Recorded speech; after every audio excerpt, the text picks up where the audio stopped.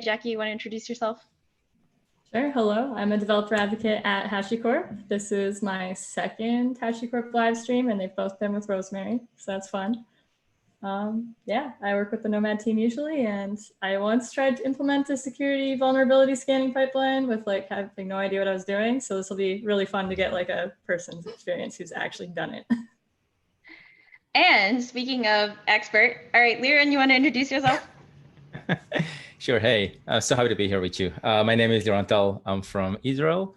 It's 11 p.m. here, so it's usually a good time for hacking. So it's actually good timing for us. I'm a developer advocate at Snyk, where we build developer-friendly security tools. So probably going to see a bunch of those and discuss Node and JavaScript security today. Yeah, so that's something we don't really do too much of. If you're well aware, HashiCorp does a lot of tooling, but most of it is infrastructure related. It's not really as much related to JavaScript, or sometimes we'll use it, but for the most part, it's not something that we think of off the top of our head. And most of the people we talk to are operations teams who may or may not be using JavaScript. So if I were someone who was coming into this and saying, I don't know anything about JavaScript and security, what are sort of the bare minimum things you would say is a good thing to know about? JavaScript and security. Mm-hmm. Yep. Okay. I know it's a lot. I heard it's a lot. Yeah. So. Yep. I guess a good start is understanding web security. So that's not specifically you can do JavaScript on the back end, or you could do like Ruby or Java or anything else. But if you are working in the realm of the web, you should probably understand web-related security topics. And OWASP Top 10 is usually a good reference, just in terms of that's kind of like an awareness document. So that's not a standard for anything, and it doesn't mean that it has the top 10 most popular kind of vulnerabilities, but it doesn't mean you will not get hacked by the 11th or 12th that aren't on the top 10 list, right? Yeah. So that's going to be a good way to just understand, I think, kind of what is the attack surface made of? Is it user input? Is it you not doing things correctly with the user input, like injection attacks that concatenate strings where they shouldn't be concatenated safely? So I'd say probably start off with web security, and then we can talk about JavaScript on the back end versus JavaScript on the front end. Cool. And do you have any tips for anybody who's looking to learn more about this? I know you mentioned OWASP Top 10, but is there any kind of hands-on thing that someone should be doing or could be doing to learn about this more? Yeah, so we have, there's a couple of communities. OWASP is a great one. OWASP has a lot of cheat sheets. So if you're looking into like secure coding practices, or if you're looking at doing maybe something a bit more massive, security requirements and stuff like that, there's a whole document, SVS, that's on OWASP website. And one thing on the OWASP website is that's kind of it was generally set up as a wiki kind of setup, and that's really hard to navigate because it has so much information and so many projects around OWASP. So OWASP is it's like a conference, and they have tooling, and there's projects, and there's documentations, and so many things. And it's I think one of the harder things is to find your way around. But here's the big but is there's a new website got launched. So you should totally visit that, try see if that makes a bit easier to consume. There are a bunch of other communities. We have the Node.js Slack if you wanted to stop in and ask any questions related to that. There's a security channel on the OpenJS. So OpenJS is the formal foundation for JavaScript. So go ahead and join that one. There's my DevSecOps, which if you want to be a bit more of a security developer and talk more about DevSecOps related things, so pipeline, CI, security practices across different languages, and automation. There's that Slack as well. So my DevSecOps I don't know, that's .com.org. Just Google it out. You'll probably figure it. But these are good starting points. Nice. Okay, I'm finding the link, and I'm going to drop that into chat. So for those who are interested, there's the Slack channels and such. Yes. I don't have every one of them, but you can replay and then look at Google for search terms as well. Yes. Okay, there we go. Sorry, That's everybody. mydevsecops.io. I haven't been to that one too much, I guess. Cool. Yeah, so, and it sounds like some people are just looking for small challenges. They're just starting off with it, right? So I guess the good question that we have right now is you have a neat tool that I guess you could start small with, right? And it would sort of help you build to larger challenges within the security space for Node.js specifically, right? Mm-hmm. Yeah. And this is PyMyVulns. I can't say this correctly. Right. Let's figure out why it's called PyMyVulns, maybe. Yeah. Yeah, let's do that. That's gonna add some context into it. So Yeah. it was more of like a side project trying to drive awareness. It has a Twitter bot, so maybe we'll play with that one as well live. That's gonna be interesting. A Twitter bot? It does. It does. I spent a bit of a weekend to build that. I thought that might be interesting. So basically, Snyk is open source, and people can just use it. It's kind of projects, but like security it feels like sometimes it's kind of like far from devs in terms of like their day-to-day lives and their responsibilities. And it's like always something that I'll work around at the end before I release or whatever. And so the idea is, of course, we're trying to get awareness and get people to like get the responsibility of that and then fix the problems early on before it's an actual problem. And so I was thinking, how are we gonna get people like to think of it as more of a game, right? To kind of gamify it. And so I was thinking, what if I could draw pie charts of specific type of vulnerabilities you have, or some other kind of metadata, and do it in like an 8-bit ASCII characters on your terminal or something like that. So that's where PyMyVulns came from. That's kind of like just trying to get awareness around it. Cool.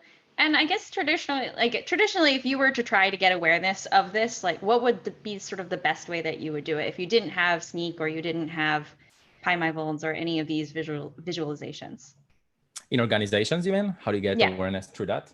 Mm-hmm. So a lot of things that we have done is there's like security activities, and like there's a whole concept called security champions, which is a great way to kind of like celebrate security and provide recognition. So that's and it's like there's no one standard way of doing that, right? It's like it's more of a culture thing, and it's more of like the organization culture thing, and how do you empower devs to actually care about security and all of that. So we would have done different things, like we would push something into the pipeline to like Synk or something else that helps you to find those vulnerabilities, and then we would work with product managers to prioritize them and work with teams, and we celebrated security wins, right? If we had dropped some vulnerabilities, like we had 10 hides and we fixed them, we would go and celebrate that, and we would like provide stickers. We had this one monthly R&D meeting with all the devs. We were celebrating a lot of security wins, a lot of like R&D engineering wins, and so on. And like security is one of those, right? If you accept that this is something that devs care about as well, it's like half the way there, right? Cool, that's awesome.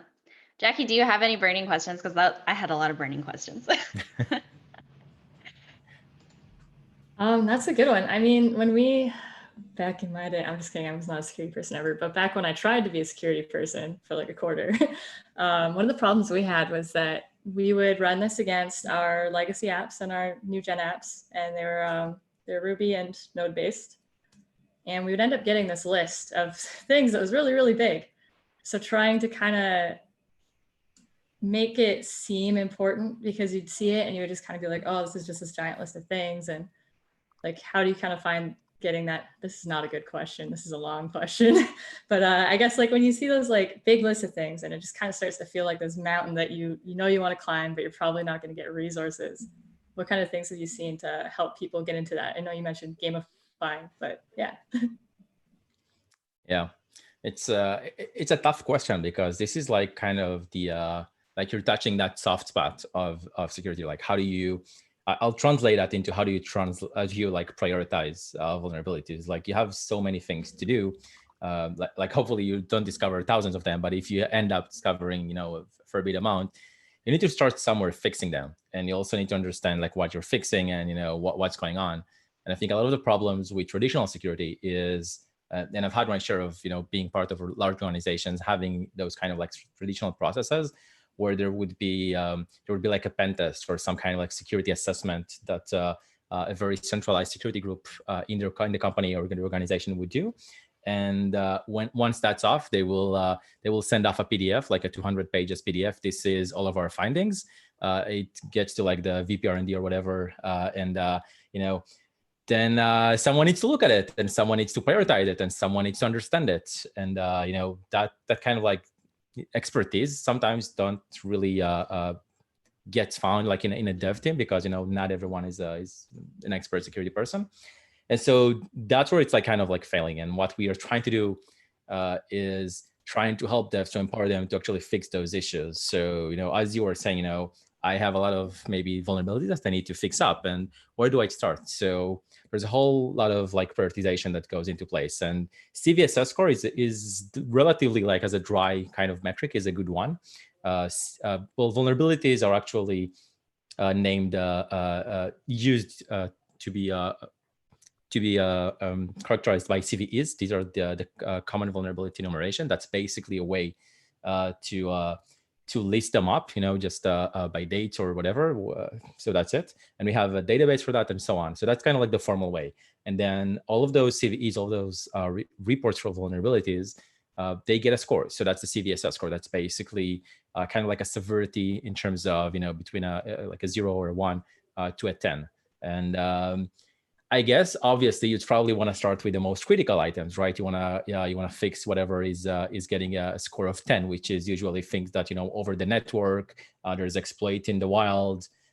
There's like maybe a remote command injection or some kind of like remote way of deploying and exploiting a security vulnerability.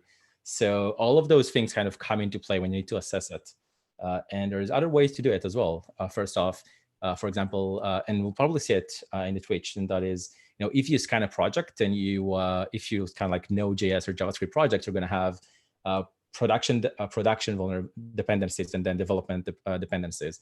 And so even if you found something that is highly critical as a vulnerability in something like Jest or Mocha or something that is a testing library, that doesn't get deployed, right? There's no real risk there that needs to be mitigated. So there's a lot of also so tooling helps to kind of leverage that and tell you where the problems are, but also it's kind of like you need to put in some kind of triaging in place to say this is not really important, or maybe it is, because that is something that gets called in production via runtime and so on. Awesome. Now I'm curious. Can we see this pie, Michael? I want to see this pie chart. This ASCII pie chart now. Pie chart. Should I run my repository, or do you have a more interesting repository that might be better to show? I'm interested to see what you'll find, and then I'll share. Okay. I'll share mine, and then we can try hacking an app. Okay. All right. So let's do this. I don't actually know this repository very well, and I say this with like the greatest respect for who's developed this app. It's just this app is a React app that we have. I hope everybody can see my screen. I'll increase the size in a bit, but this is a React app we have, and it's a demo application.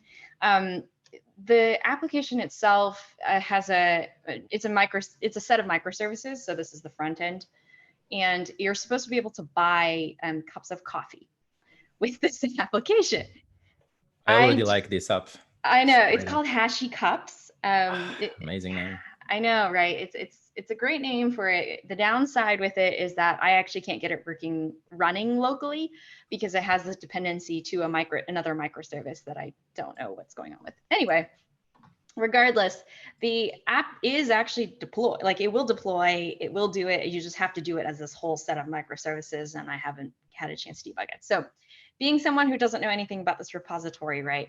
And this is a little bit more like, I guess to me, it's a little bit of a black box. Like it's representative of if you're trying to learn security or trying to get a better handle on things, you may not know what is really in your application. So there's just package, couple of things that build, and I'm going to run PyMyVulns.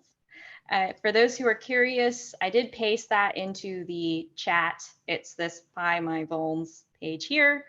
And what I'm going to do is I'm going to run npx PyMyVulns. PyMyVulns. Okay. Oh no, what did this? No, sorry, npx. There we go.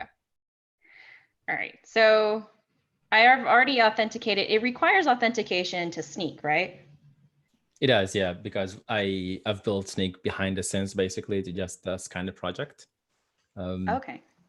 Yeah, you can do a Snyk test minus JSON and get a lot of like metadata. So like a lot of people use that in their like customized CIs, and then they parse it out and do whatever they want with it. So I'm basically doing the same thing. Oh, interesting. Okay, so that explains why I was authenticating to Snyk. That was actually something. If you sign up for Snyk, is there a free trial with it, or is it? Yeah, it's completely free for open source, and you can even scan your private project. It's just like there's a threshold, I think 100 or 200 tests a month or something, but totally free. That's awesome. Cool. So now no one has an excuse not to scan their, hacking projects, right? Yep. All right. As it's scanning project dependencies, I'm trying to think of anything else that we can describe in this application, but for the most part, it's just the front end. It has really very little to do with it. There's nothing. Let's see much. What's in the package JSON. That's interesting to see what you have in the bundle. Okay, let's see what we've got in the bundle. Let me actually make this a little bit bigger as well. And if anybody in the chat, if you can't see it, please just let me know and I'll try to increase the font size. All right, so a couple of dependency. Oh, do you want to still go through the package.json or you want to look at the pie charts? Oh, it's found something. Okay. Oh, it's found something? Okay. It looks like. Okay, let's see. All right, I'll try to explain what's going on there as well. Yeah, that'd be awesome. All right, so basically, what do we see here? We see two pie charts, vulnerabilities by severity, and then by remediation action. So I noticed in the package JSON, we don't have a lot of packages on this project. Like in general, it's like a very small amount of top level dependencies, mostly GraphQL, React based, and some styling components. And looking like there's probably kind of prototype pollution, I'm assuming vulnerability, just because of all the vulnerabilities found. So that number that we see in the summary, like 3,952, that's kind of a lie. I probably need to fix that. And that is, it is a correct number, but it's more like it is the total amount of dependency paths that were found. That's not the actual total amount of like distinct vulnerabilities. And just because that's probably that high.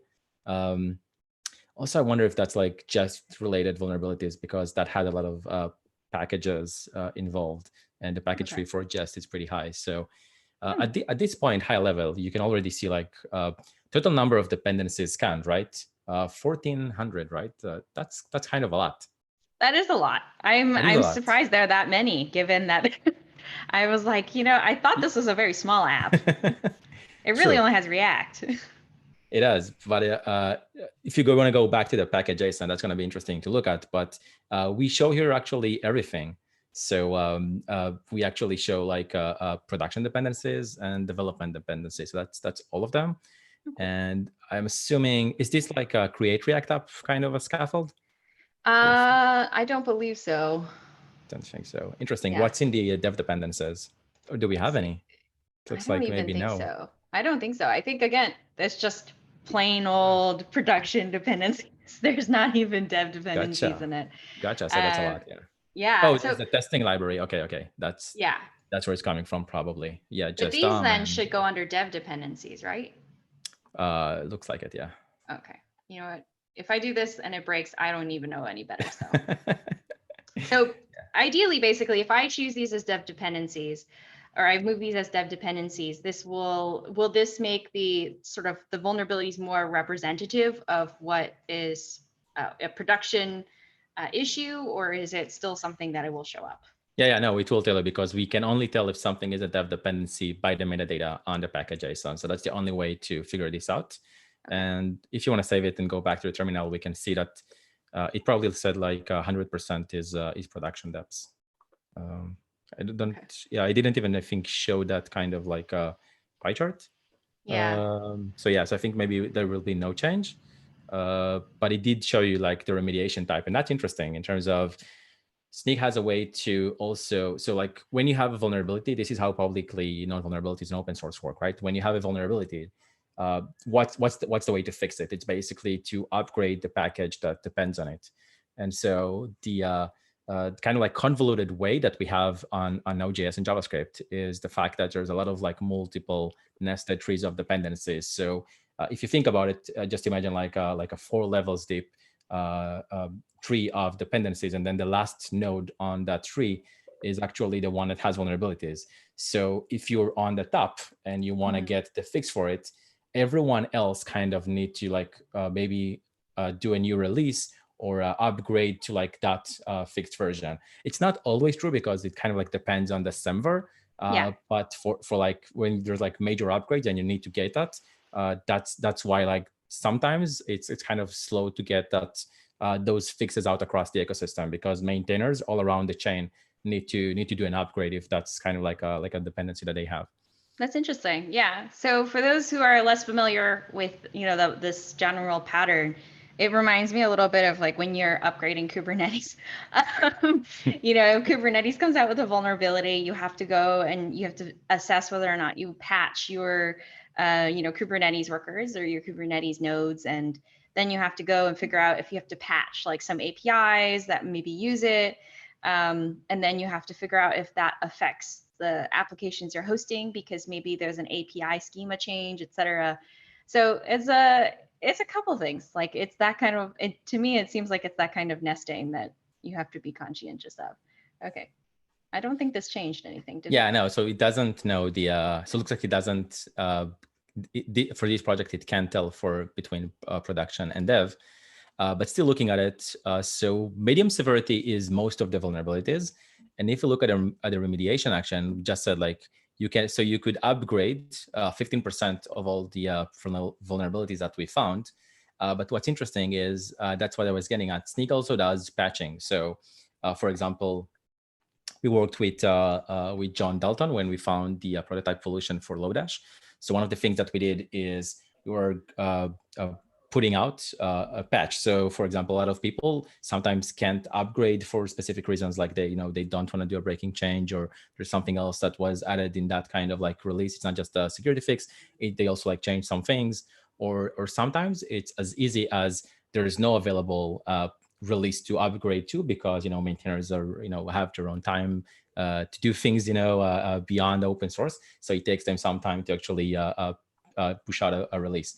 So all of these cases, it's actually pretty important to have this way to like patch vulnerabilities, and that's what you can do here. You can do here for most of them. So there's like only a small percent, if you can see, that you cannot really remediate, right? There's like no available fix for whatever reason. If you have the Snyk CLI, we can just do a Snyk test and figure it out. But this doesn't tell you that. This is just like a nice way to visualize what was found. Yeah. So I guess the other thing that I had that's interesting to me is that there's NPM included like a security scanning or some kind of like security scanning capability in there, where it does tell you if there's a vulnerability in a package that you might be installing. So how is this a little bit different than what is embedded in NPM? Yeah, it's a good question. So NPM audit is first of all, it's a good measure for the ecosystem, right? Because that's available by default for all like NPM related devs, so JavaScript and like backend Node developers and so on. And overall, the bottom line is it's great that it's there, because it allows people. I think it increases the awareness for vulnerabilities. You just do an NPM install and you already get if there's like vulnerabilities that you're adding in. So what I have is this tool called NPM Audit, where you can run it, and it will tell you what was discovered, as well as you can also fix it with NPM Audit Fix. Snyk is a bit kind of like the same in terms of the general mindset, right? It finds vulnerabilities through packages, gives you a way to remediate them. The tooling is a bit different in terms of like the overall offering. There's a lot of different reasons there, but like npm audit is more of a CLI thing, whereas with Snyk, like you probably like the normal way, the preferred way to like get a grip of vulnerabilities and security on your project is to connect it, like you said in the beginning, like to your pipeline, to GitHub, and that is very powerful because at that point we can also, when we're connected, we can scan it daily, we can monitor it. If there's like a new CVE tomorrow in React or Apollo client, we can, and what we do is actually we create a pull request that adds the security fix. Or for example, when there's no fix, we'll actually provide you a patch if one exists. And so there's like, it's much more powerful than just a CLI tool. But even there are some differences. Like there's like a Snyk wizard CLI thing that takes you through the whole like triage, where like if it found something and you want to go like one by the vulnerabilities and say, I want to fix this one I want to ignore, this one I want to upgrade, and so on. And that's why it's like kind of like useful as a CLI wizard kind of way to interact with it. Cool. That's awesome. Okay, so that makes a little bit more sense. Now, my question is, now that we know that there are some patchable vulnerabilities, how do we go about patching them or identifying which ones are patchable? Fixing them. Yeah. Yeah. So this is more of like it's like a fun tool. It's not about like actually fixing them. So what I'm actually interested in doing is we released this. This is VSCode. So we released this cool plugin called Vulncost, and that might give you more kind of like more interesting insights into when you actually develop something or look at a package JSON, what has is this magic? Okay, wait. Now I just, oh my gosh, wait, this is so exciting. Hold on. Okay. All right, it's installing it. Let's see. It's installing it. It might take some time. What is this magic? I wonder if you need to restart. So what we thought about is, yeah, it looks like it's already there. So what we thought about is, how do we give the devs that kind of experience where as they code, they get security information, right? And so you see already there, like as you look at a package JSON, now we just started, we are scanning vulnerabilities. You can see that like on the right of each dependency. And it gives you some information like React script is that's like it's like a giant package with thousands of dependencies or something. So that's going to be a bit slow probably. But I think I saw something there that does have vulnerability in it. Let's see. Okay, how does this work? Oh, there we go. Oh, wow. Look at that. And it clicks to fix. That's so exciting. Right. Tell me which one is. Okay. Yeah. So styled components is probably has vulnerability in it. If you should be like a way to just hover it, it's like an ESLint way to fix it. So if you hover on, I think on the version. On the version. Oh, okay. Let me see. It's like the normal way to fix things. Is this not working today? It could be that I have a plugin that's also conflicting with this. Click to fix. Interesting. I could restart. Hold on. Let me just reopen this. Close this. Do you usually get ESLint errors? Because yeah, I usually am fine. It's usually okay, but let's see. Oh, well, that's good. At least it says it's scanning. Okay. Okay. Can I click to fix? All right. Clearly, this is not clicking to fix. If you go to the panel where you have the terminal, and on the right you have ZSH, right? Yeah. So go on the left to problems. Okay. On that tabbed view, and yeah, let's see if you get doesn't get it here. Maybe output or debug console. Let's see. Debug console. So strange. Could it be that I have to restart the whole thing? Oh, I think I saw some information there, wasn't it? It was it's some information. It's the Git related. Yeah. Well, no, it's visual primitives for component age. But why? I don't know why is it looks like maybe different kind of plugin might be interacting like with the same thing and just overriding it. Yeah, let's try this. Git lens. Let me disable git lens because I do have that. So let me disable for the workspace. Reload. Yeah. So anybody who's using VS Code, do you use VS Code, Liran? Yeah, I do. Yeah. Okay, got it. Yeah, I mean, it's very nice. It's just when you have too many plugins, sometimes there's something, there's something that it's Still not showing it. Interesting. Yeah. Go again to output on the tabbed view below. I think if you choose output and then a different, not the tasks, but something else. Okay. Should have like a Snyk vuln something or. No, I just see scanning and then. Oh yeah, on the right to that tabbed interface when you click on output. When I click on output, okay, this thing tabbed interface. Let's see, extensions. Oh, here we go. Okay. Oh yeah, that one. There we go. Yeah, let's try Snyk vulncast. Oh, there we go. Yep. What is this? So it shows you, for example, what was found. Looks like no remediation is available, as in probably there's some kind of. So I think for that vulnerability, the prototype pollution in Lodash, that's the recent one, and like there's no fix for that yet, and we haven't probably put out a patch yet, so there's no remediation for it. Okay, got it. And this is basically a description of the CVE itself, or it's just the package, whatever it is. Yeah, I mean, you can click on the link, but basically it will tell you a bit more. But that's like medium severity and then prototype pollution. That's the type of vulnerability, and it tells you where it was detected in Lodash 4.17.15, which apparently styled components is based upon. Nice. Okay, so that makes it a little easy. Yep. And there's a bit more information here. So like as you look at like the CVE and stuff is nice, but the vuln pages actually have a lot of like links. So if you're like really security minded in terms of like understanding what's like why is this like even happening? How can I try and even exploit it, right? To like have a problem. So we include a lot of information like the POC and like how did it happen.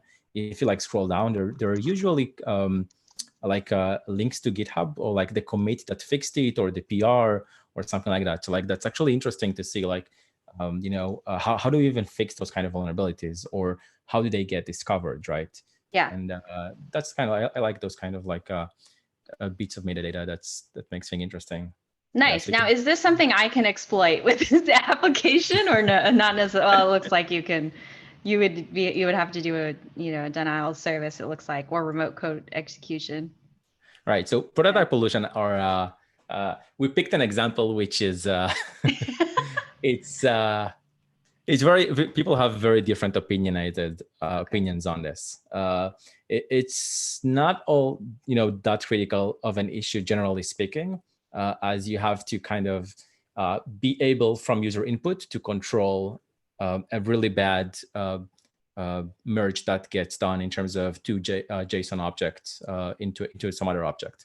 And so when that happens, you're going to get prototype pollution, like if something is vulnerable. So the actual fixes for, so actual prototype pollution has been affecting things like Lodash, like jQuery, and it has been affecting specific functions in there. So like the .extend for jQuery has been the one that has been vulnerable. And because that doesn't do a safe merge between objects. So you could, as a user input, if I am able to provide you something that's like overriding the prototype, and that's usually done through providing some kind of like __ proto __ and then something else, then that the content of that would actually get will be found into the top object that is like the JavaScript object. So yeah, what you're showing now actually is a really good example of that. That's showing us that for Lodash, when you use the zip object deep method of Lodash, and you use it with an input of __ proto something else, generally speaking, like you shouldn't do anything specific to the top object. Yeah. But you can see that like in this case, the Z object now has 1 to 3, like the value of that. So it's a way to do it. It's not a straightforward thing to exploit. I'm happy to maybe run through 1 or 2 examples if you want, but Yeah. probably not on your project. No, like I said, this project, I have very little knowledge of what is actually internally in it, but it's very interesting because I think it just, some things can be updated. So I guess this is part of the small percentage that cannot be remediated at this point. But could there be others, I guess, as part of, let's say, React scripts that could be updated, which actually is pretty cool because it shows you indirectly that you can, I guess, right? Here. No remediation available. Probably not so much because like we see that again, it's like looks like it's also prototype pollution, and so Yeah. it's like in Bubble and yargs parser, which is like a command line argument parser. Okay. So we're probably not going to be able to exploit those remotely. Okay. So this is why vulnerabilities need kind of like help being remediated, right? And well, triaged first in terms of it's not always like an actual vulnerability that that will get someone some kind of like elevated privileges or something else, but you never know. And so this is why if there's an upgrade, go ahead and upgrade. Like there's no harm in getting like the secured version of that. And it also should probably be like a company policy and so on to like use only safe packages. When it's not, and you need to like when there's no upgrade available or there's no remediation that is easily done, then you need to like add a little more like triage into it. Cool. Okay. So that's awesome. Yeah, it seems like this is just not a very interesting, from a security standpoint, it's not a very interesting package, but it's actually pretty cool to start with like a smaller example and build up to something that's more complicated. Mm-hmm. Do you have one that's more complicated? I mean, we could try another one that I Yeah. have that's in TypeScript, but it's not something that I could explain too well. So either. So Yeah, no worries. I can try sharing my screen and showing Okay. something. Let me stop share. Let's see if we can see something that's more interesting. Right. Let's see. Jackie, did you get it running at all? No, I tried getting something else running too, and then I was like, wait, this isn't even useful for us right now. So I'm curious now. Hold on. While Liran is explaining something that's more interesting, I'm going to take a look at one that we have that's actually. I'm just curious if it's better or worse. I guess you should be seeing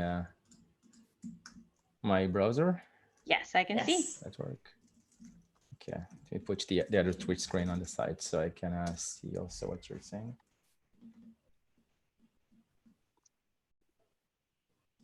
All right, cool. All right, so what should I show you? Something, I guess something that's a little bit more interesting than what we see. This Lodash one that is interesting, but it's not something that we could exploit or wouldn't be as maybe when we triage it, it might not be as critical. We assess that it's not as critical. So what is something that's perhaps more critical? Yeah. All right. Let's see some stuff in action. And we use this a lot in like workshops and conferences, sessions, and so on when we want to, like you're saying, right? See something interesting, see something exploitable, like understand how things work and so on. And this goof app is actually it's a small to do app. It's open source. You can always, of course, like fork it or use it internally if you wanted to. So it uses MongoDB as a backend, and then the whole app is, of course, like Node and JavaScript. There's also Docker images if you wanted to run it without installing Mongo or Node. And of course, there's like some ways to deploy it to different platforms. And so we have some kind of vulnerabilities in here. I'm not going to show all, but I'll probably pick 1 or 2 that would be interesting. You can see there's like a redos, marked, ST, different kind of vulnerabilities. Mongoose, by the way, is a buffer issue that was fixed in versions of Node. So that was actually causing due to a bad way of like initializing memory space, and that affected a lot of other dependencies on the ecosystem. Mongoose is part of them in a way that when you actually assign some object space in memory and that was not properly initialized, then that may contain some data, kind of secrets or whatever you were having running earlier on your machine. So but that requires like a specific node version to actually demo that. But we can try some other things as well. So let me start some of these things.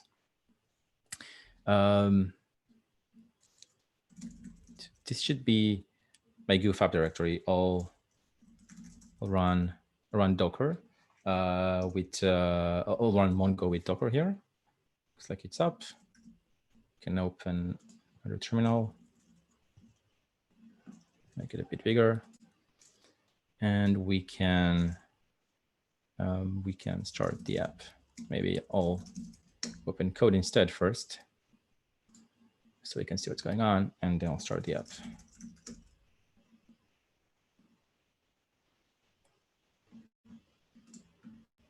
Before we go too far into this and I derail us, what are you using for your setup? Because I was like, oh, the little Docker version is really cute and I like it, so I'm asking. Which one? In your shell. The shell. That's ZSH fish completions, and also it's using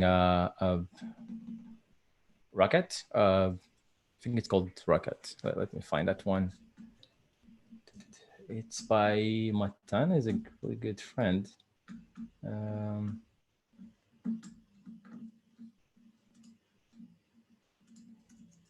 Remember if that's the Rocket Cheap or Rocket.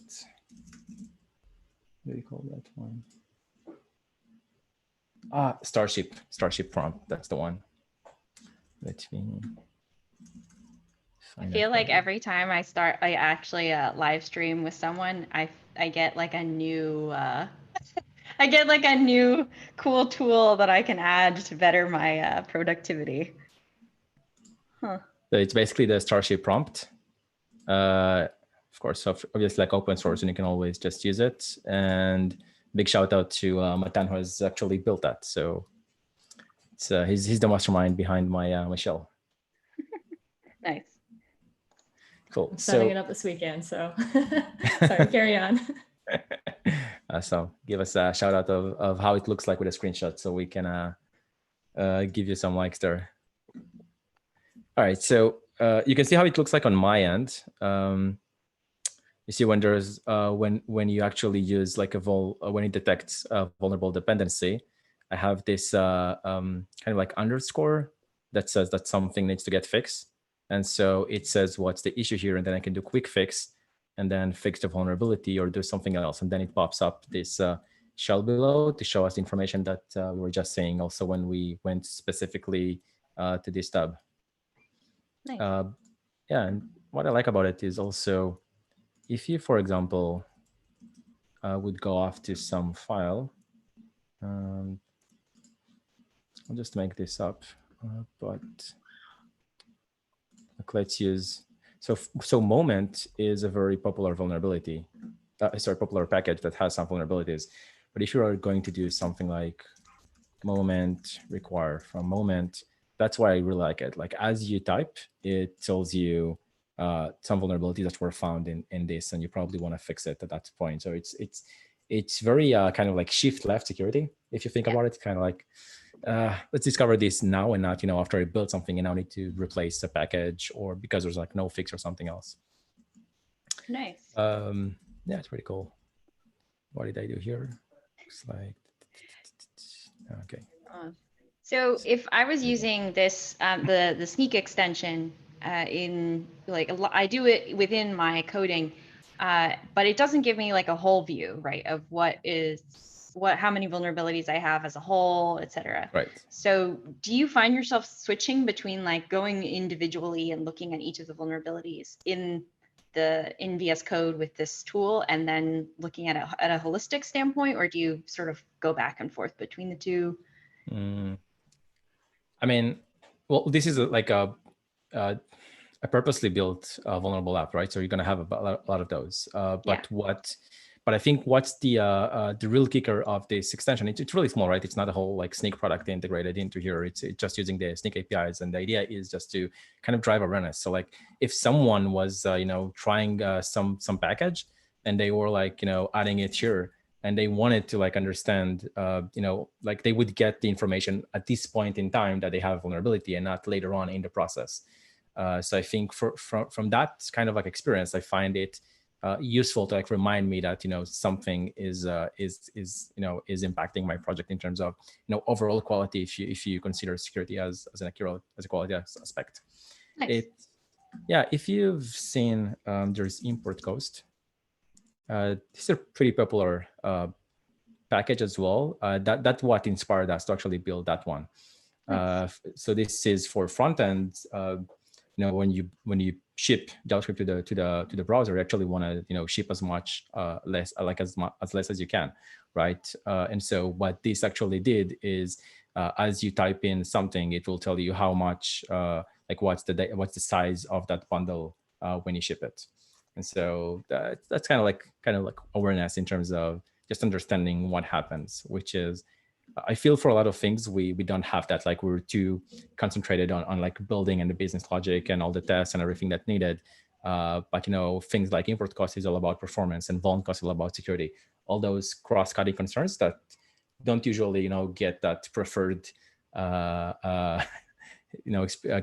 behavior from users, from developers. Yeah. So let's look at some stuff that we have here. I do have a hack idea now, because now that you showed me that cost one and now that vulnerability cost one, I'm like, what if we could show instance cost in the Terraform config as you're typing it? So wish list item, I'm going to bookmark that. Yeah, I just saw somebody post a repo like that. I literally just closed it before this live stream, so it's fresh in my mind. No, like I just want to know how much the instance will cost as I'm typing. Like that would be kind of nice. That's pretty cool. Anyway, all right, we'll get back to that. I'm going to shelve it and we're going to come back to it some other time. All right. All right, so this is basically a small to-do app, like nothing important. We can say hi, Twitch fans, and so on. Build tomorrow instance ghost, right? That's your weekend plans, Yeah. I guess, already? Yeah, that's the weekend plan. All right. Do you have a cat, dogs? Should we add them here as well? I guess. No, Ratties. Rats. I got ratties. Rats. Okay. Yeah, I Take got out two the rats. rats. Also, feed the rats. All right, cool. So we have this to up. It's pretty small, right? And is but it has some vulnerabilities in it. So let's look at some of them. And what I used to do when I was asked to develop this one, I was actually needed to do to make it support Markdown. And so with Markdown, you can do things like add links, right? And so this would look something like, what's the HashiCorp website? Is that HashiCorp.com. Oh, that's the Zoom. No, not that one. That's a Zoom. Yeah, I had that. Remembered in my browsing history. So is it like that one? Yeah, HashiCorp.com. All right. We might hack it now. So if you want to ring anyone and just make sure that they're, Okay, yeah, let me actually ping our, let me just ping it. He may actually be watching on the channel, but I'm not actually sure. Let me just make sure. We've been told to warn that we may or may not. I need to also replace like a black hoodie too and dim the lights.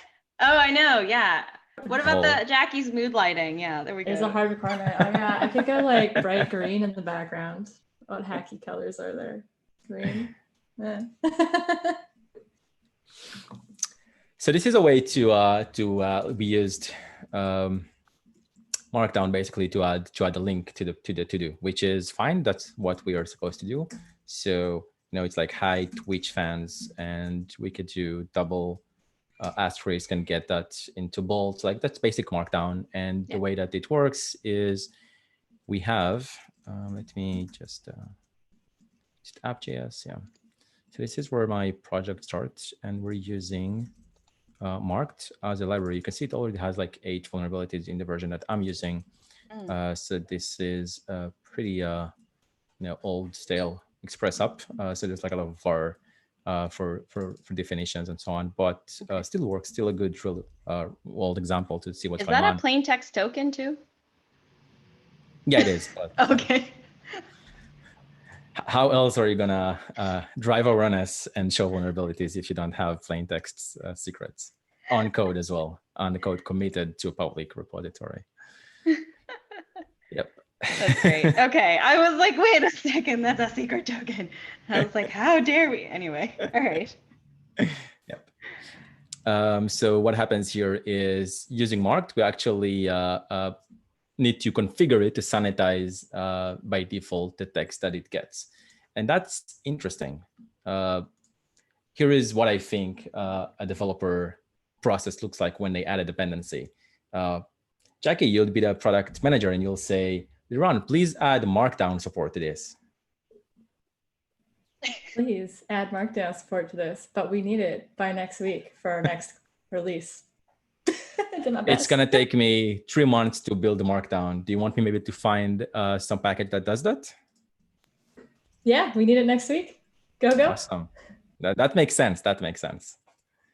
So I'd go probably search some packages. I'm using this one specifically, markdown in the project.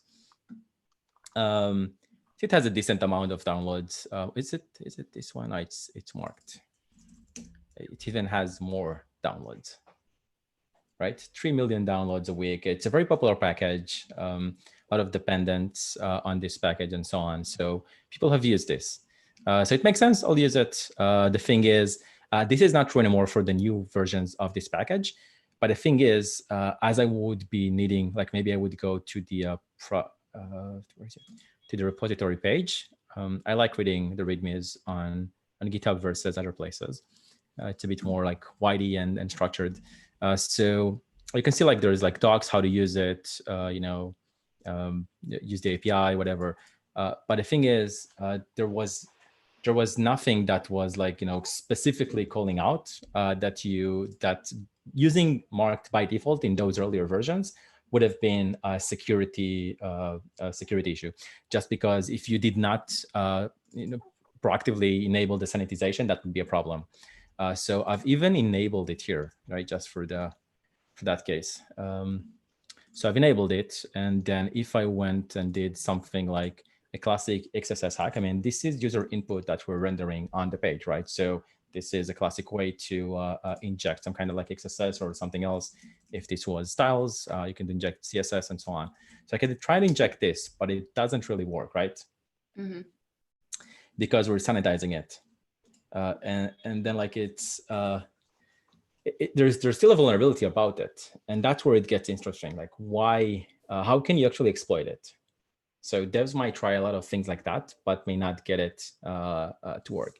And so what we can try is, because this is Markdown, we can say, well, maybe let's try the Markdown way. How do you represent maybe links where we can inject? So classic way to inject, there we go, to inject JavaScript onto the page is something like that, right? Yeah.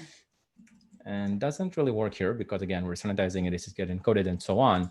But we can try the Markdown equivalent of this, which is. Oh, interesting. Right? Okay. So I can try something like this.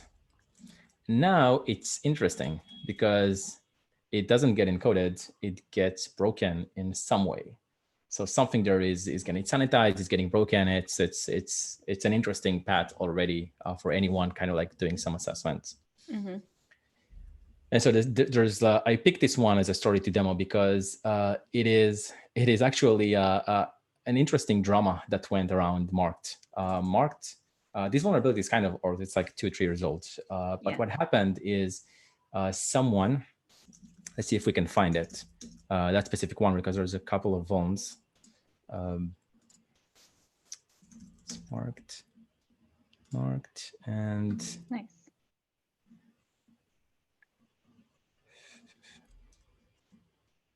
See which one of those this is.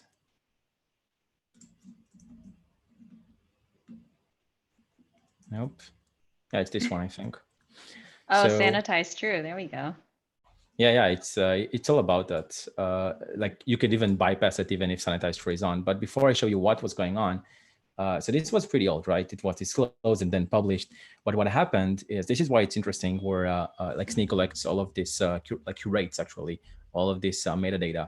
There was a GitHub PR. So this is how open source security works. This is like the whole thing, right? Yeah. And so someone opened the PR to this project in 2015 saying, I found there's an exploit, there's a way to exploit this and so on, and even provided like the fix for it, which is interesting, and some tests and so on. But look when it was opened, and then look when it was committed, right? So it took a year and some time for Marked to, which is, as you've seen, right, millions of downloads a week, to actually for maintainers to like get to it, fix the problem, release a version, and so on. So this is why it's like, open source security is, open source is amazing, but we need to like get a grip on security. And I think like the Node Security Working Group is doing like an amazing job in terms of trying to triage and get time to like work through all of those reports that get sent. But open source security is a lot of times it is it gets lost in terms of this was reported also for Marked as an open source report. And so remember we said like when you scan vulnerabilities, like with any tooling today, everyone kind of like just based their data based on CVEs. And so that's the cool thing with Snyk is we have kind of like some kind of like background processing on all of those like chatter that goes on open source. And so what happens is we'll probably find those kind of like GitHub issues getting opened and PRs about this before things get like formalized as a CVE and then get reported.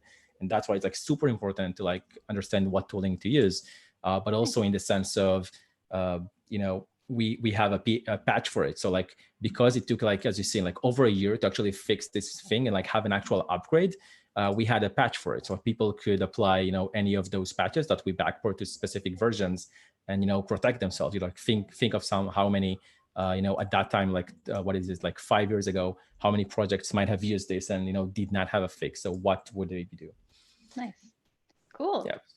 That's actually really interesting. I would not have expected that to link up, because most of the time I see the CVEs, like in the systems world, you see CVEs and usually they're reported right through official channels. But this is interesting to me to see that there are PRs or there are issues and they're not necessarily correlated to a CVE, and at least they still get tracked.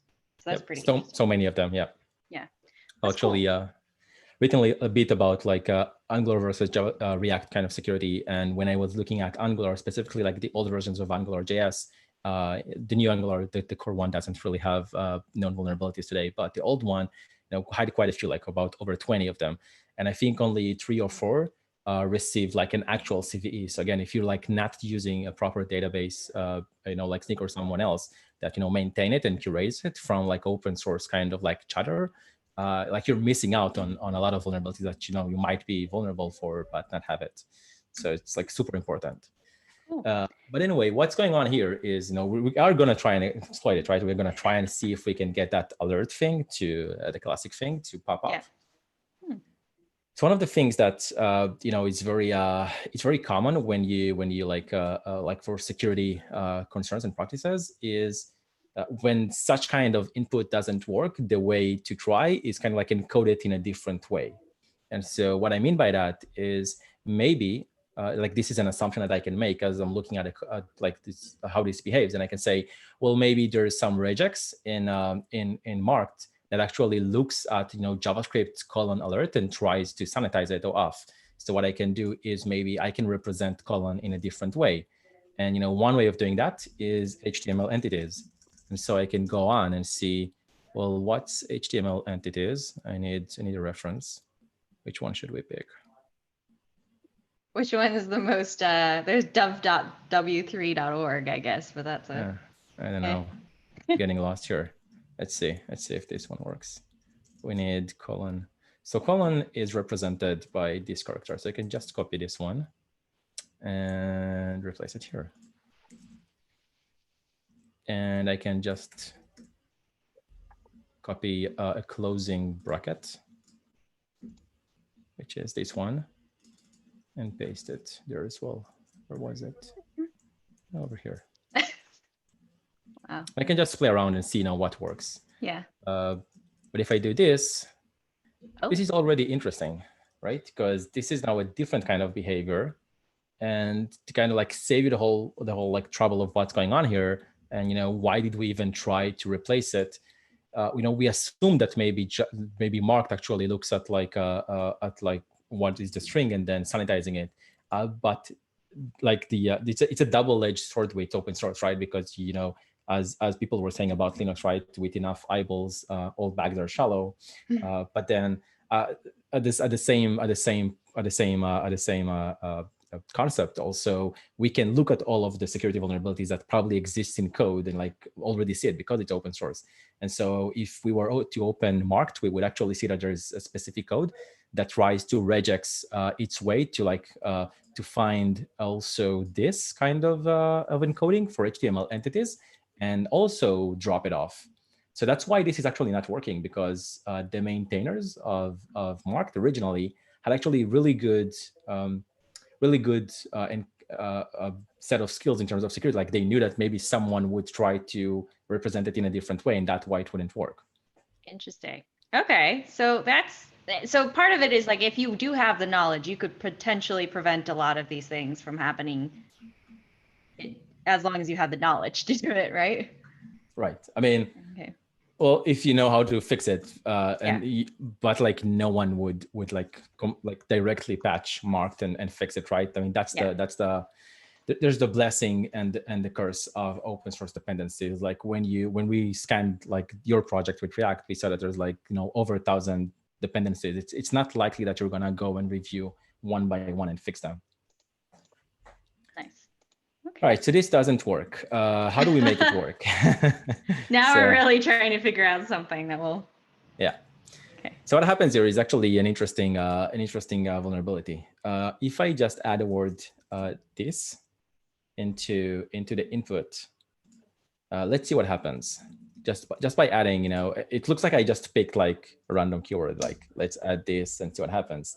And then we have a rendered link for HashiCorp, which if you click, you get an alert. So we were able to inject JavaScript into the page. So the classic XSS vulnerability on this page. Nice. But why does it happen, right? Yeah. Why did adding this made the whole thing kind of like blow up and manifest this vulnerability? And so if we add, when we added the this keyword here, what happens is, first of all, we know that Marked has a regex to like find all those HTML entity codes. So like it looks for this pattern, right. But then this is now not the pattern that it would match because there is no such kind of like HTML entity format.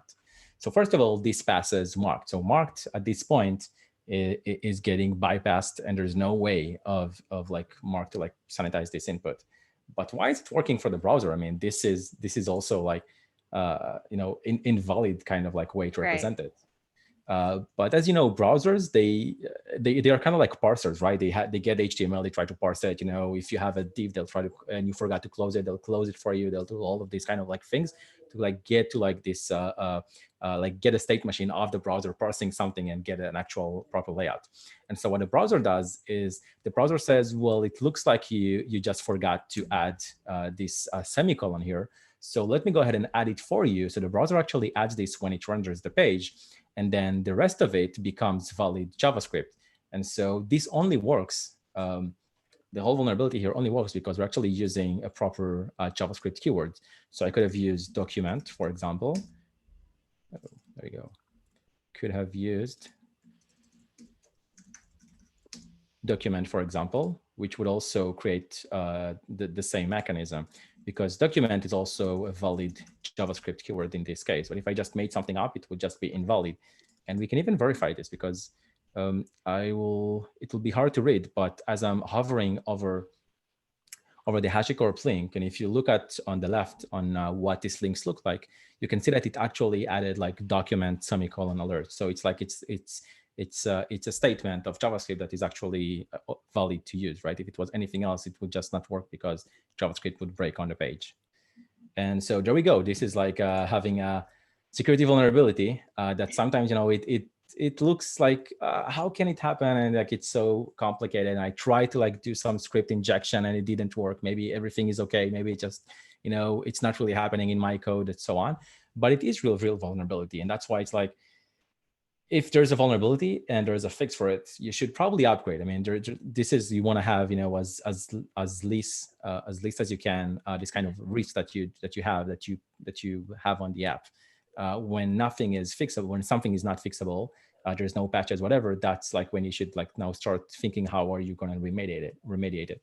But as long as there are fixes, and that's, that's not also Snyk, right? Other vendors and players on this playground are also like opening pull requests and so on. So choose whatever tooling works for you. For me, it's Snyk, but I enjoy the fact that when we find a vulnerability, we'll open a pull request to fix that, and that's an interesting and great concept that I love seeing that other new players on the block have been trying to replicate the same thing. Nice. Cool. Did we get any questions during? I didn't look at the chat during that. People are very impressed. No questions. Yeah. But like blessing and curse of open source. Yeah, some people are very, very interested. Yeah, because this is again like this is a space that you hear about, but you don't really understand, or you don't. And so I love how we were able to sort of step through and understand what are the ways someone might exploit this in particular.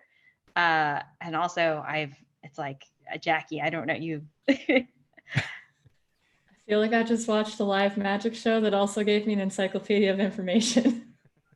I'm pretty pleased right now. I like you changed the lighting to green. It fits well with my hat and Node.js. So that's great support on this stream. Yeah. Doing it for the hackers. So we have a question from Tarabayo. I'm sorry. I'm going to try to pronounce your avatar, but that's probably not something I should try. How to prevent this? Prevent what?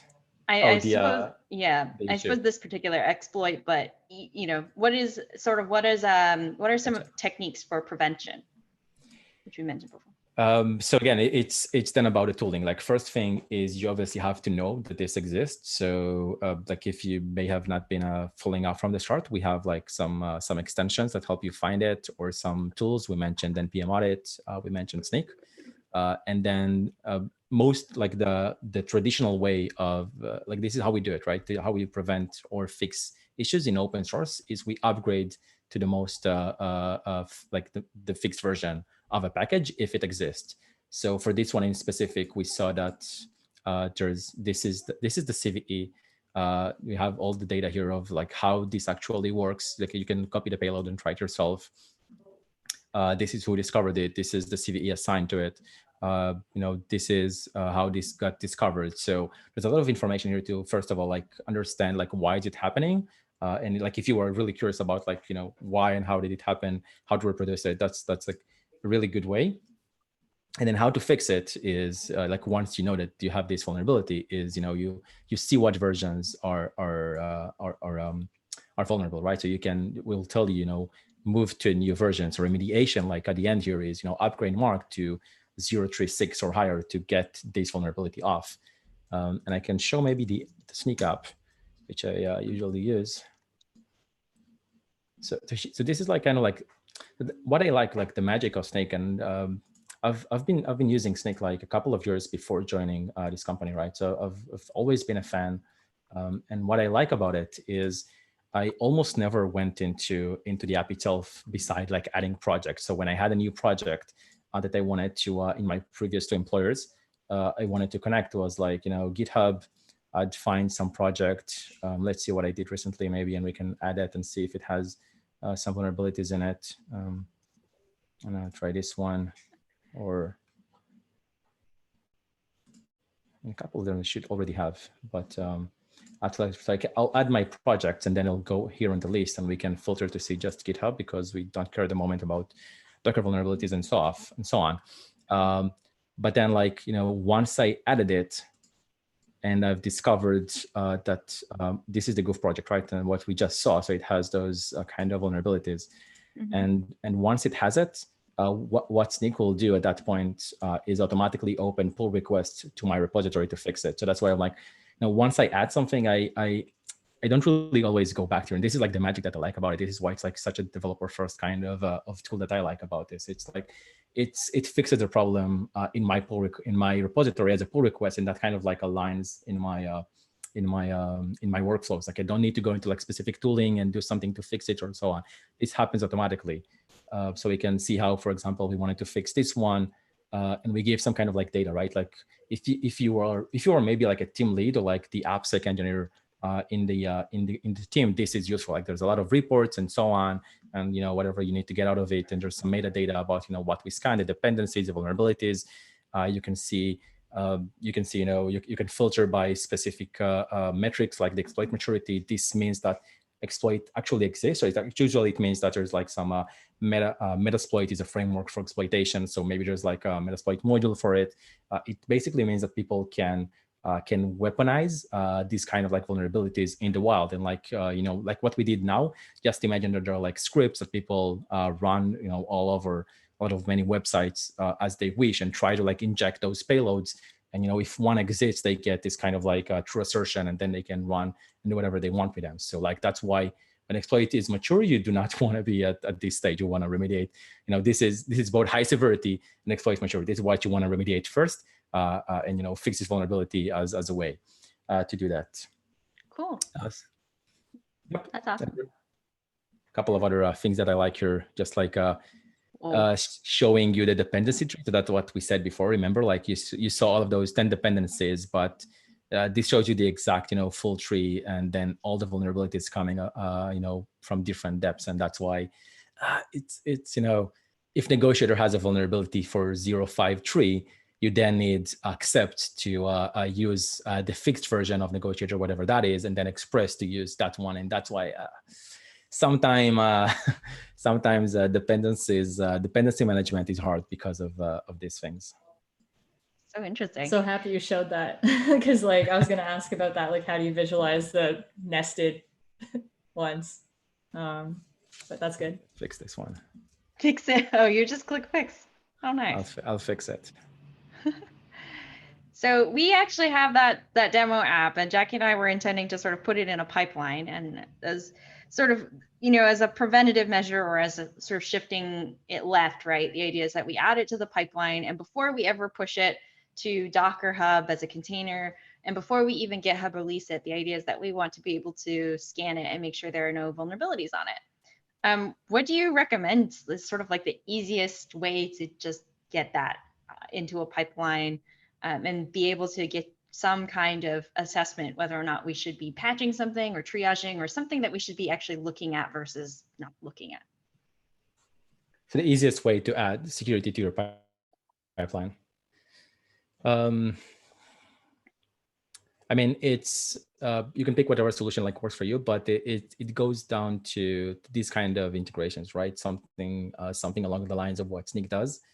So once I obviously added this project via GitHub, as like you were saying before, and I didn't enable it here. But what would happen is, when like if it was like 5 years ago, when the marked vulnerability was out, Snyk would proactively open this pull request for me, and then I would see it on the repo. If this was like a project I was working on with my team, someone from the team was probably like triaging it, seeing what's going on. We added some like interesting information like a merge advice, which is how like if a lot of people I guess afraid of like if you merge it, what's the risk of this breaking the app, right? So there's a lot of extra data that helps here, but this is kind of the like the pipeline security that you want, because it's not just proactively open PR, but if you are Jacquie, for example, to add a dependency to Rosemary project on GitHub, and like your pull request would add a dependency, and at that point in time, what we'll have is those those security checks that they don't have here integrated at the moment. But if I had them, then one of those would be like a Snyk kind of like security check, where if the dependency you were actually introducing because you needed to build something with marked and it was having a vulnerability at that point in time, then what would happen is that would break the build, right? And so you have a lot of those CIs, you have like code coverage and testing and like container and security and so many things that you want to do. And that's where this gets integrated in the pipeline. And if you do this integration, for example, with Snyk and GitHub, you just get all of that for free. You probably have some projects with pull request running, so I can show you.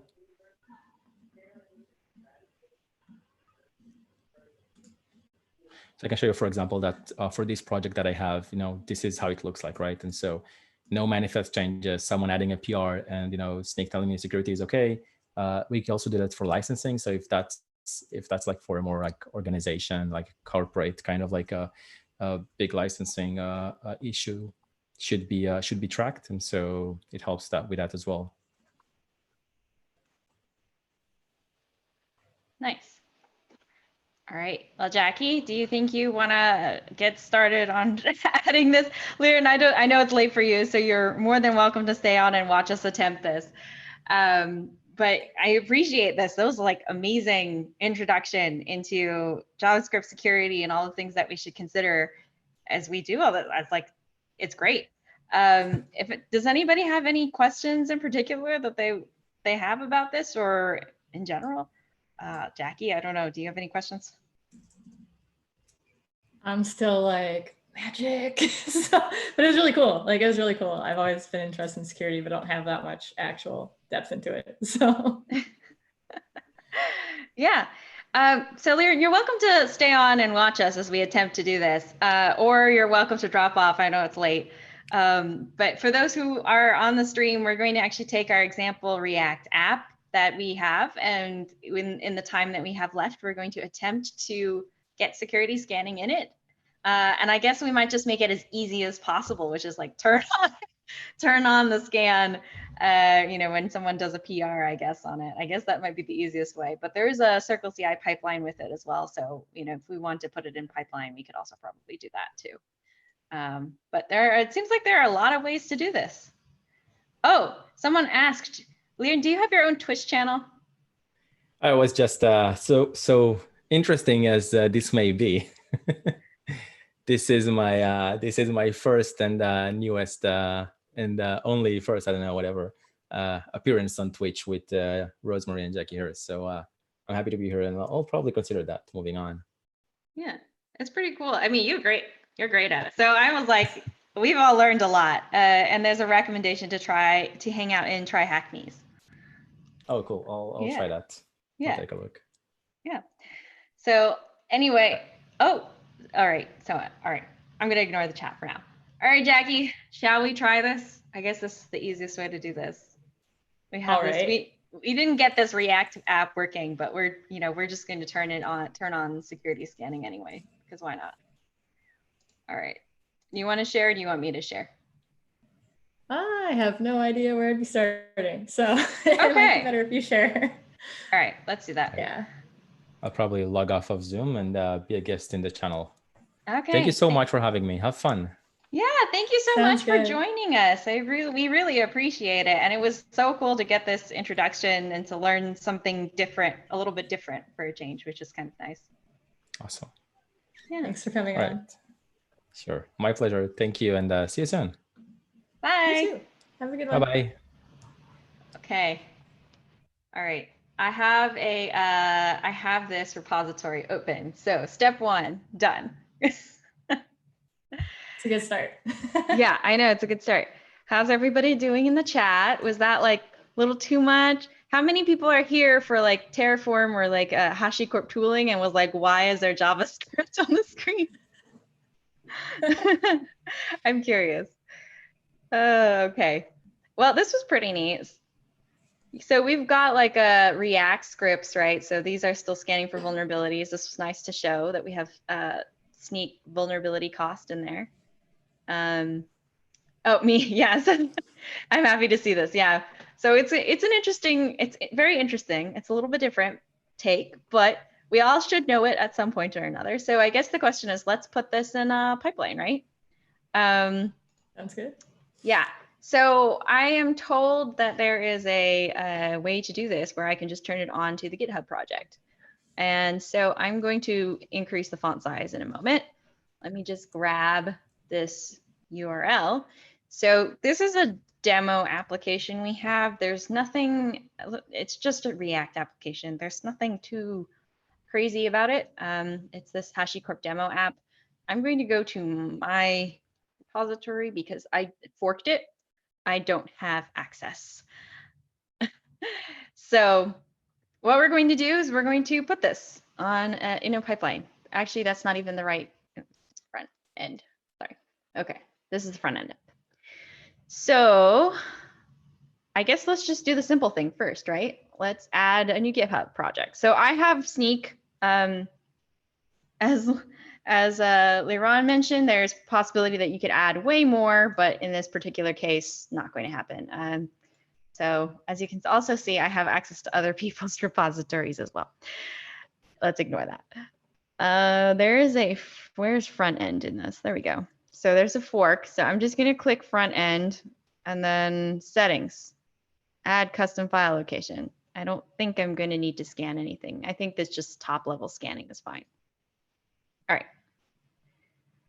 Yeah, I understand, Mr. Crispy. Mr. Crispy. I wish I had some TF emotes from the Hashi stack. Yeah, me too. But I don't know how we load emotes into the Twitch. I think we can, but I'm not sure. I haven't looked into it fully. Take it away as an action item. I know. Also, you know, there's a Slack. There is Slack. There are Slacks, and people have attempted to move emotes into emojis of Slack with custom like Terraform icons and such. So, all right. So right now it's importing it, which could take some time because it appears my internet is having some concerns. But how's it going, Jackie? How was that for you when you were watching this magic happen? It was cool. I mean, so my attempt at this was way uglier. We had a pipeline and it ran, I think, on PRs being created. And what it would do is it ran some scanners through the gems and the packages. And then it would output that to this like massive, probably just a plain text file that just listed all of the things it found, and like everyone hated it. So it didn't really help because it was like, we want to be more secure, but everybody's irritated they have to look at this giant file that is hard to read. And we were kind of like, we don't know how to make this better for you. We want to, but yeah. So it's pretty neat to kind of see something that's like more put together and everything. Nice. Yeah, it's definitely I like the fact that there's a demo app that's very broken. Yeah. And you could kind of explore in that. So I'm probably going to fiddle with that later. All right, so what I'm going to do is there's kind of two ways to do it. So there was the easy way, which is enable Snyk and have it import the project for you, and then you can just do the scans, etc. The other option that we're going to do is actually put it into CircleCI. Is that a fair assessment? Seems good. All right. I'm going to see if I can put Snyk in CircleCI. Snyk, CircleCI. Oh, yeah, okay.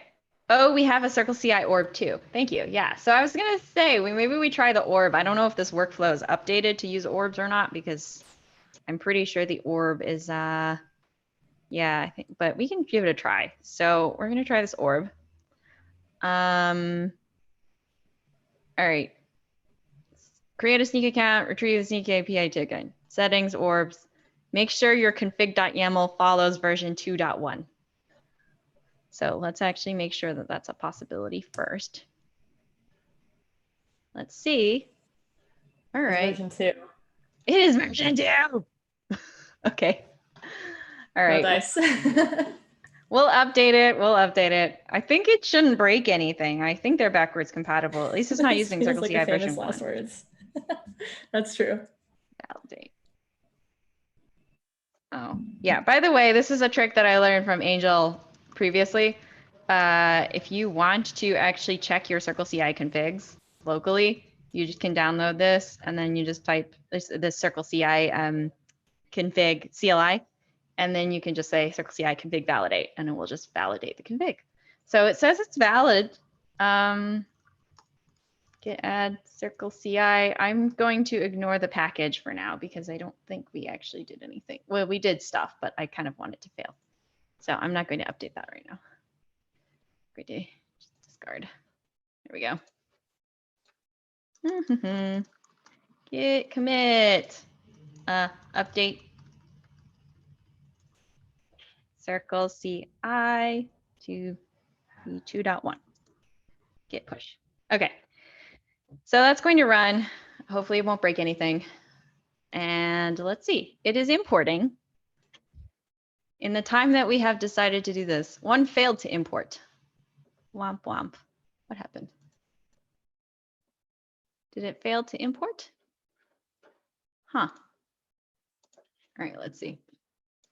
Import log, failed to create project. We do our best to give guidance, failed to process manifest name. Okay, let's see. I do not know what happened, but it says found package JSON, failed to create project. Try this again. Yeah, come on. It did actually take a very long time for it to do something as well. So, oh, it says it's imported.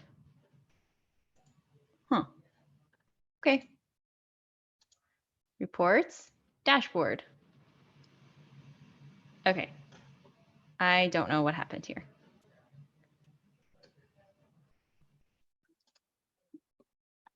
Try this one more time. Is the repo open source? Yes, the repository is open source.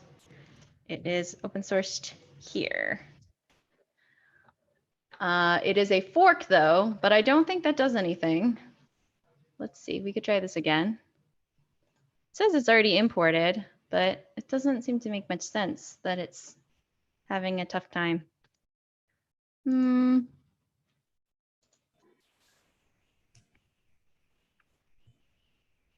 Live code. Yay. I know. I think we're all just, this is, I think I have decided multiple times. I have decided that I might change this stream to We Push on Fridays. I think that's a pretty accurate title. And it's not even like Friday, it is end of day Friday. Okay, so according to Liran, the package lock and the yarn lock, which might be an issue, which is a possibility. I wonder, let's see, we can take the package lock and yarn lock out. It's not been committed, but it is part of main, which is also very interesting to me. So let me just delete it and then maybe I'll push it. But in the meantime, we can also go through this like with the CircleCI integration. As you can see, when I pushed it and updated it, it's really only just building the React app. There's nothing, it's not really doing anything to, it's not really doing anything. Also, why is there a package lock and a yarn lock? Anyway, leaving one of them is okay. Yeah, so let me just remove, let me just put the yarn lock because I think we're actually using yarn, but it says yarn start in this README. Yeah, it says yarn start. Yeah, so let's actually try yarn get stat. I wonder why there's both though. Maybe I'll just delete the yarn lock and then put back the package lock because I don't actually know which one's using which. But let's actually look at this config, right? Because there are multiple ways that you can build something. And so there's, yeah, it's a yarn lock. So restore the yarn. Yep. All right. We're going to delete the package lock, move to trash, get status, get commit, remove package lock, hit push. Okay. So, I mean, for the most part, like if you're in development and you're doing all of this, you pretty much get all of this out of the box, right? Like I pretty much go in here and or not in here. I can go into my package JSON and with the tool, the vulnerability cost tool, I mean, at least I get a sense of what's in there and what's not in there. So that's already one way that it's probably preventable. And that you'd be able to say like, oh yeah, I am able to make a better decision of whether or not I should upgrade a package before I push to production or before I do anything. And then the second piece is like, you can add that to your repository, which is what Jacquie pointed out before. So you do, you would do a pull request and you'd be able to look at that. So we can actually take a look at that if you do PRs as part of your workflow. If you're doing like trunk-based development or continuous delivery, then maybe you do the third pattern, which is you put it in your pipeline. Or maybe you do all three. I guess I don't know if if I've seen anybody who's done all three. Maybe. I haven't. I feel like it needs to be like a question, like which style do you use? 1, 2, 3. One, two, or three. All of the above. Which door? Ah, no. Okay, so not happy. I'm gonna make sure that I push this up. Remove package lock. Okay, so I'm gonna try this one more time. We deleted the package lock. You can ignore all my 100 repositories in there. I need to do a repository purge sometime. Yeah, there's no like folders or anything that we need to exclude either. Yeah, so this has been removed. It's removed the package lock, but we have the yarn lock, so it should be okay. So let's see. Here's hoping.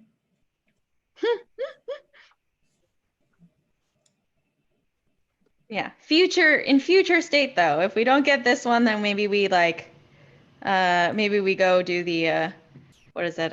Put it in the CircleCI, put it in CircleCI with the orb.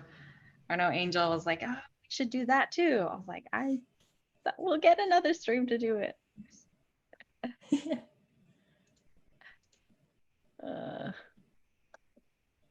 So Jackie, what is for dinner for you?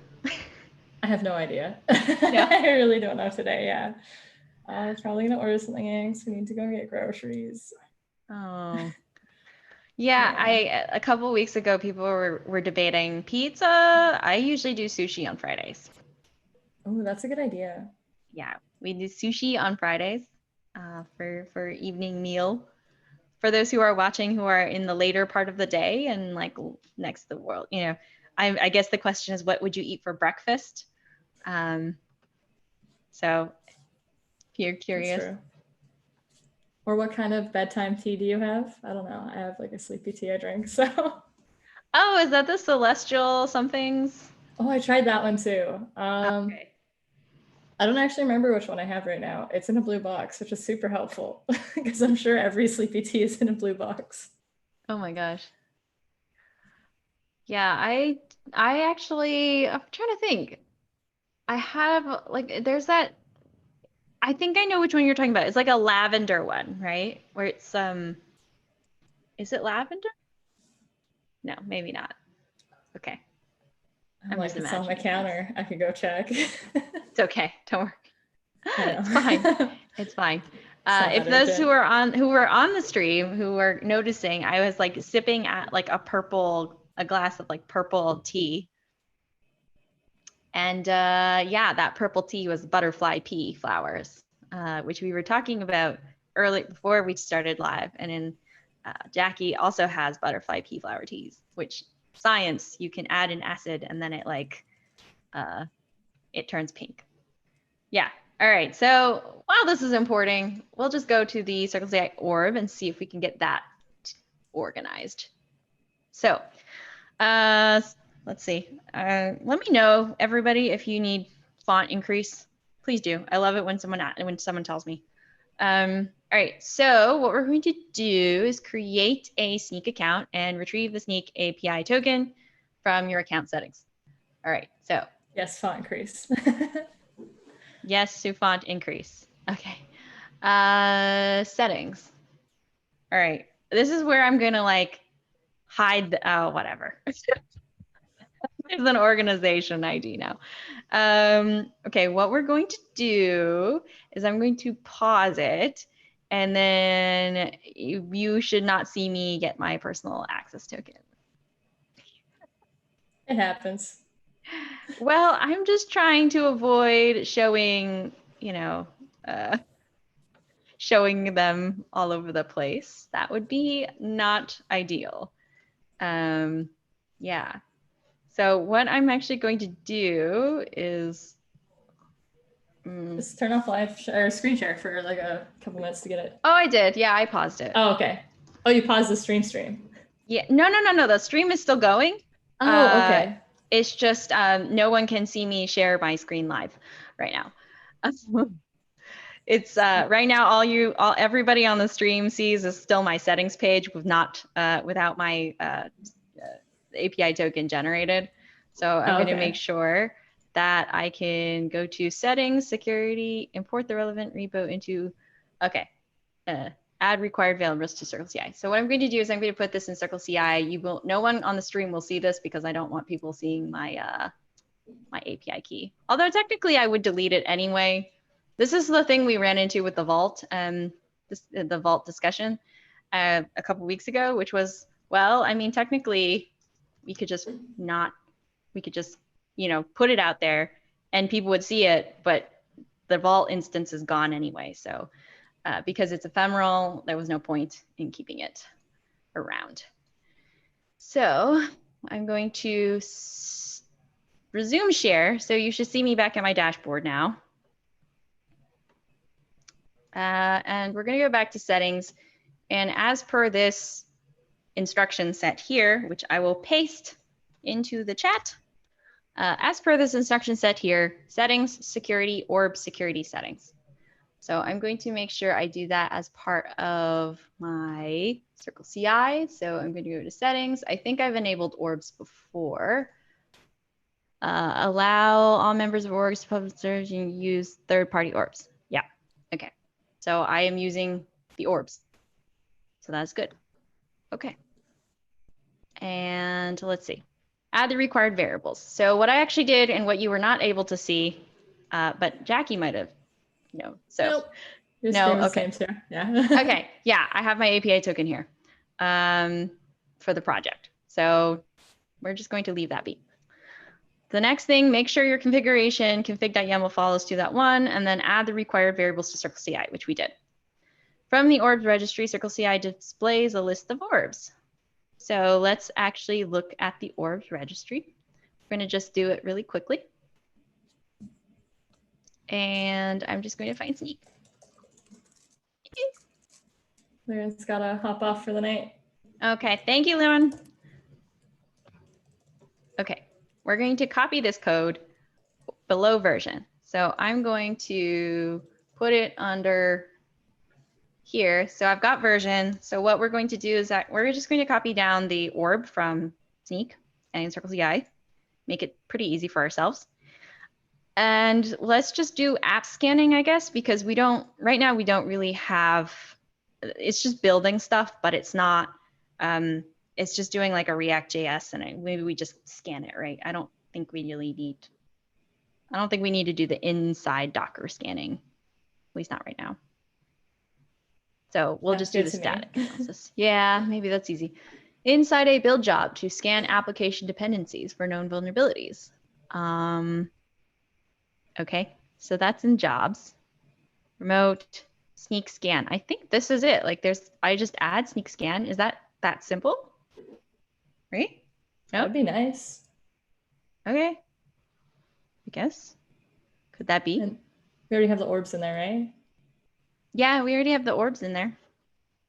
Let's try it. If it's this simple, then I don't know. This is probably the this is the one time that it actually went well on a Friday. Yarn install, step checkout, publish. Yeah, so this should just build the React. Build React, and then that's publish, that's publish. So I guess that's that. And then because I didn't name my token, Snyk token, I named it API token, I think. I could change it, but project settings, environment variables. Yeah, API token. Yeah. I'm just going to call it API token for now. Yeah, so I guess you could get more complicated with this pattern. But for now, let's just try this and then we'll see what happens. Git status. Git. This feels like the true pipeline building experiences. I think this will work. I'll put it in. We'll run it. Yeah. I know. I just want a local pipeline that like I don't have to deal with, because whenever I did this with Jenkins, like, I mean, it would Yeah. work. Like you could do it Jenkins in a Docker container and then like test it out. So you didn't have to push to the real Jenkins, but. Yeah, I usually just set like a pipeline to a side branch and then set it to only run on commits to that branch while I was figuring it out, and then squash commits so people couldn't see all of my terrible mistakes. Nice. Yeah. Did I actually do this right? No, I don't think I did this correctly. I think I put it under step. Oh no, it is under steps. Okay. Okay, So that's I did under it correctly. steps. Yeah. 1, and then Yeah, I think that's fine. Well, look at that. There are plenty of commands as well. So we could probably get on on some of these like additional items like severity threshold. So maybe we only want to report higher, only the high ones, maybe something like that. We had like 3,900 vulnerabilities, and according to the PyMyVulns, which I'll run it again for those who are just hopping onto the stream. Boop. npx hi my vulns. Okay. It's generally just sends us the message that some things are we can remediate, and other things not so much. I always do squash and rebase to have linear history. Yes, that is true. Right now, I'm just pushing straight to master, so ignore me.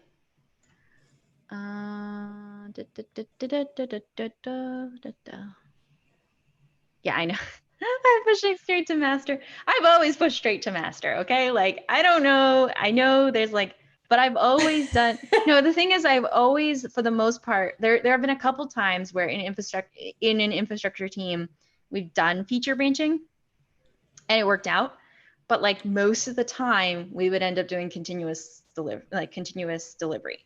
That's We fair. would do it trunk based. And so like there's merit to doing feature branching, but it was never, it was a lot easier to just like force yourself to make super atomic changes to infrastructure and just push straight to master and then gatekeep it before it went to production, when you're in a dev environment.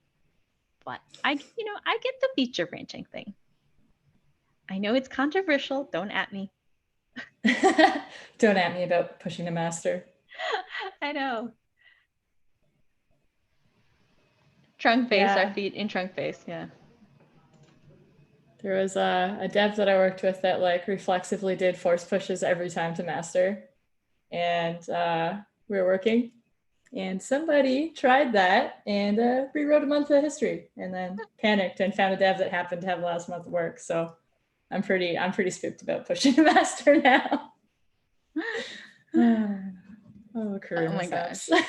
I know. That's fine. Okay, so that was actually really weirdly easy. I'm kind of confused how easy that got, which I as you all know, if it's something's hard, or something's difficult, I'm just going to point out that it's difficult to do. But like, I'm legitimately confused that this worked on the first try.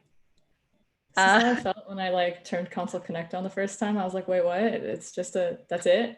Like, yeah, this is it, I guess. So basically, after you've done installation and it looks for all of these things, right? And before you build, right, before I tag, the idea is that maybe I'll do this and it will stop it from going to releases or stop it from going to production.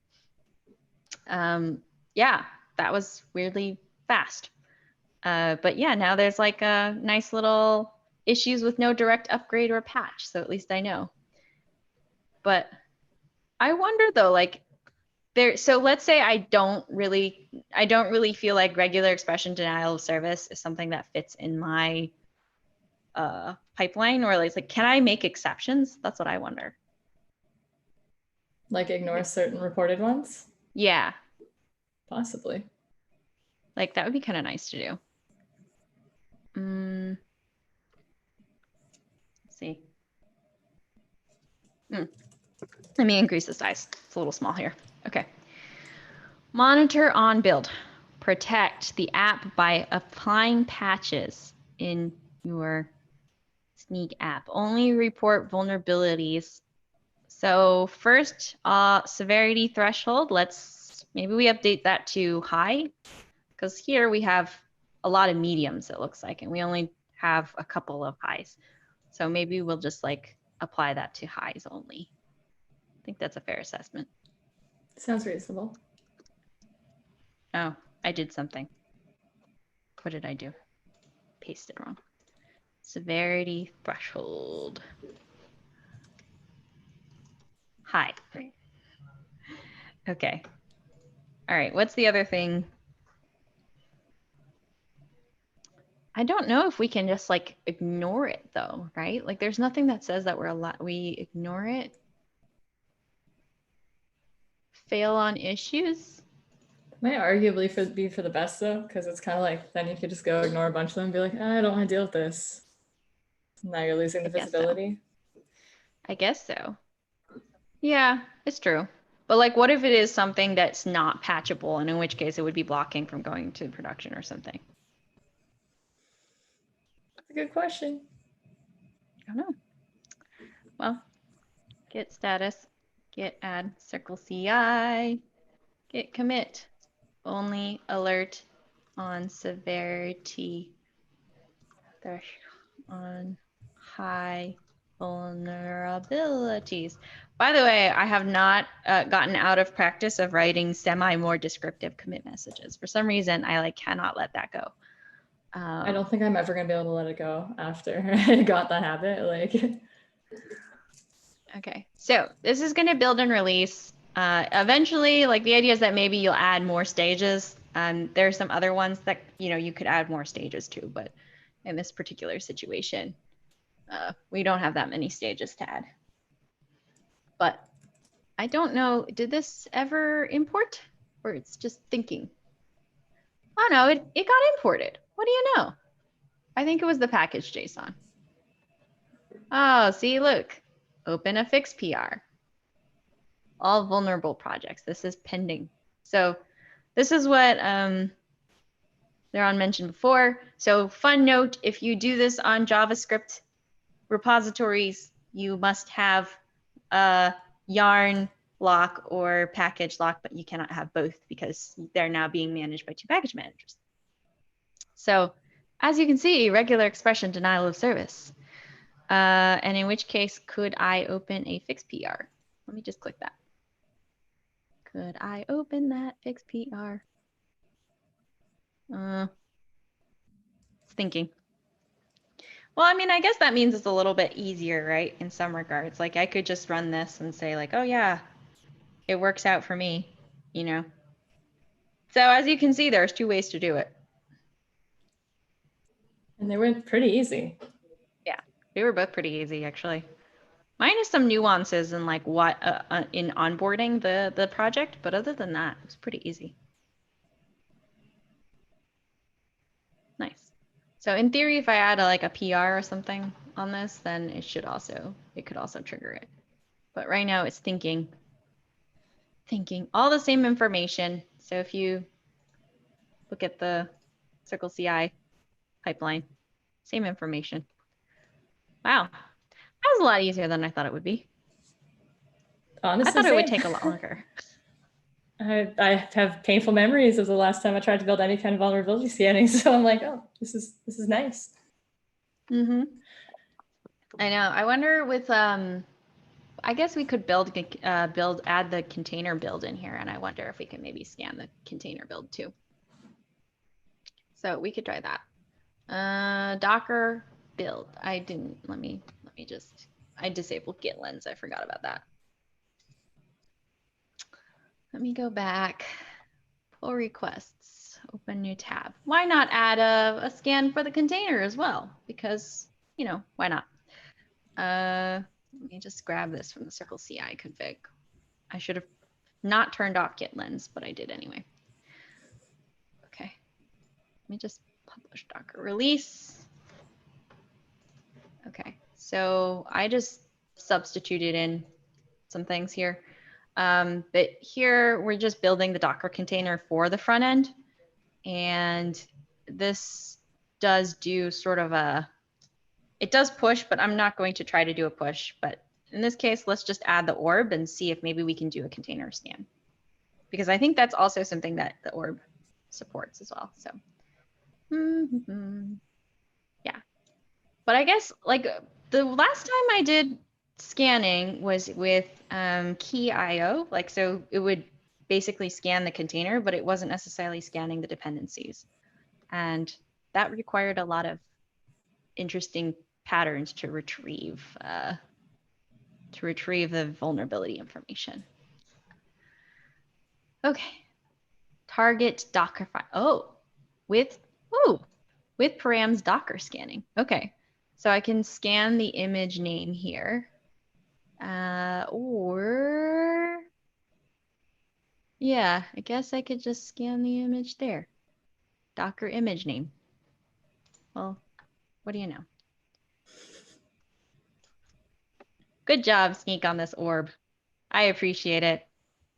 I am glad I do not have to sit here and figure this out. Me too. Me too. That'd be kind of nice. I wish this was all like this. I know I hate to say it, but I wish this was all like this. That would be nice. Wishful thinking. Okay. Monitor on build, project, threshold, target file, Docker file. I don't think we necessarily need that. What's target file mean? Target file, path to the manifest. No, I think we were using Docker file in this. So let's see. I think we're using Docker file in here. Docker file. Yeah, we've got a Docker file. So let's see. That does a build, so that's good. And then it's going to scan. What I'm going to do is to make sure that this passes is just fail on issues false. So it's just going to pass. Otherwise, it will never get to the next stage of the pipeline. So what I'm going to do is maybe I'll just do a requires. And we'll just do that. I'll just do every tag. So we'll publish a Docker release. But publishing a Docker release will just scan the container image. So let's do that.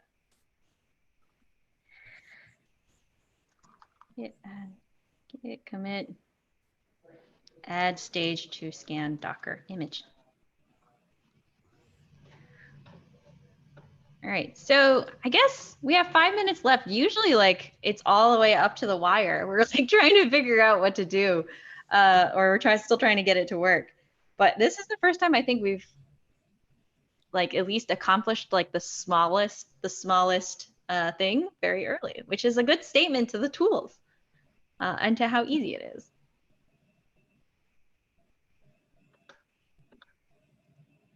The question is, would you do this again, Jacquie? Oh yeah, definitely. Like I was sitting here like, oh, I wish I could do this for like those old repositories that needed this kind of thing, but Yeah.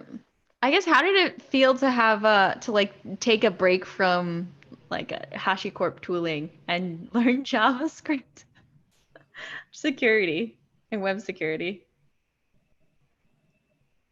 I was doing this a little bit last year because I would like take breaks to do like Lighthouse Labs JavaScript challenges because I wanted like those daily challenges, and I feel like that's not really something we have in the DevOps space too much. I wish we did.